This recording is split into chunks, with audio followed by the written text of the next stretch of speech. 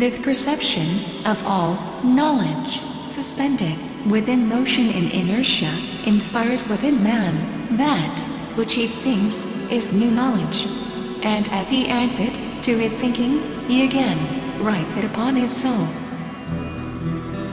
Man does not realize that what he considers new idea brought into the appearance of existence is but old idea stored within him, projected upon the outer plane of his thinking. When man gives to other men the inspiration which has come to him, he is a divine messenger of the living God, delivering to man his revelation from the Holy of Holies. The genius, the super thinker with imagination who brings beauty to the world, is inspired man, thinking in light. The greater the imagination, the greater the perception of the reality of universal existence, hence, the greater the intelligence. The lesser the imagination, the greater the reality of the appearance of existence. The greater the imagination, the nearer to oneness, and the farther from the animal.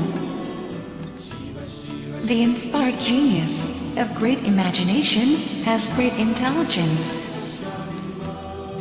He is able to use his knowledge creatively. Those things which he desires to know, he may know. The humble poet, inspired by knowledge conveyed to him by contemplation of the orbs of night, may give to man a message of truth, which will outlive long generations of the learned, whose disproved facts have died in the proving. The prophets were super-thinking men of great genius. The prophets had knowledge of the causes of things, and could foretell their effects. Comprehension of the effect of a cause is not prophecy. Out of knowledge of the beginnings of things is born the imaginings concerning future things. The weather forecast for tomorrow is not prophecy. It is an act of intelligence born of knowledge. Genius is the forerunner of civilization. Genius knows the ecstasy of the high heavens and the mountain top. Genius is the bridge between man and God. He who wills may cross it. Genius is locked within the soul of every man.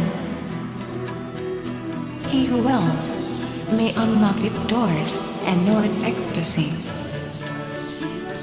Genius gives to man that which alone endures, which man has named art. No work of man can endure which is not born of inspiration and created in ecstasy. Genius gives to man idea, rhythm, and form, which are the soul, and beyond which, in the created universe, there is nothing. Genius knows no limitations within those which are universal. Genius knows love and truth in order fullness. Genius translates the word of the Universal One into the word of man, for the soul of man. They who attain the ecstasy of genius are ordained messengers of the Universal One. Genius lifts man from the lowly stage of ferment. Man still is new. He is still but in the ferment. Genius lifts brute man to gentle man. Genius gives to man the harmonies of universal rhythm, without which all is discord. Genius gives to man knowledge, which is of the soul. He who tunes his heart to the messages of genius purifies himself. No impurity can there be in his heart, for verily he then is in communion with the Holy One. The pure in heart know their universality. Man may know his oneness.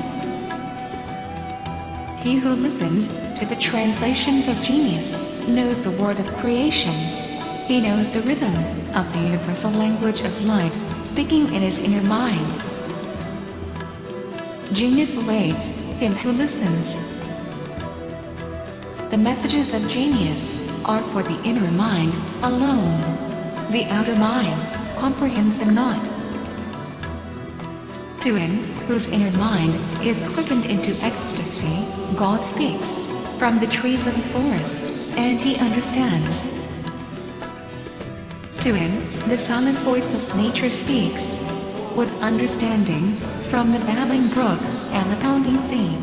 He knows all things. To him universal mind unfolds truth from the light of the sun and the blue dome of the heavens. He has all knowledge.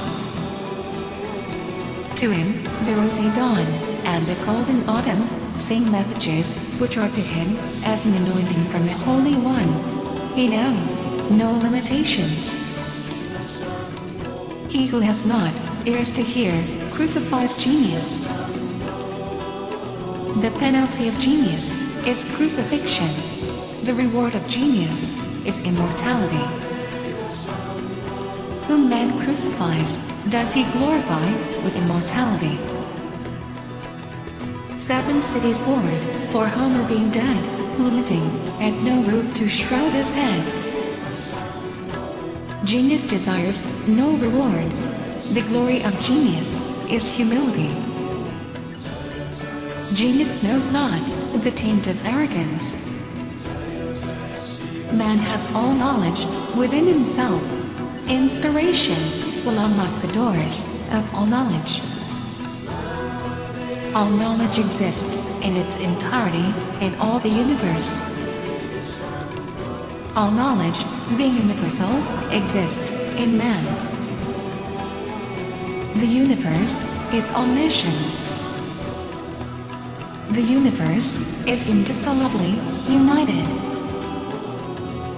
Omniscience is of the electron, the atom, the magnetic field of the atom, the molecule, the mountain, the man, the planet, the air, the water, the fire, the stars in the heavens, and the far reaches of space.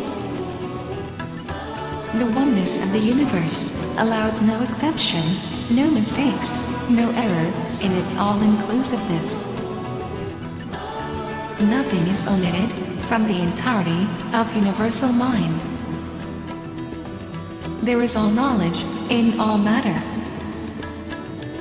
There is all intelligence in all matter.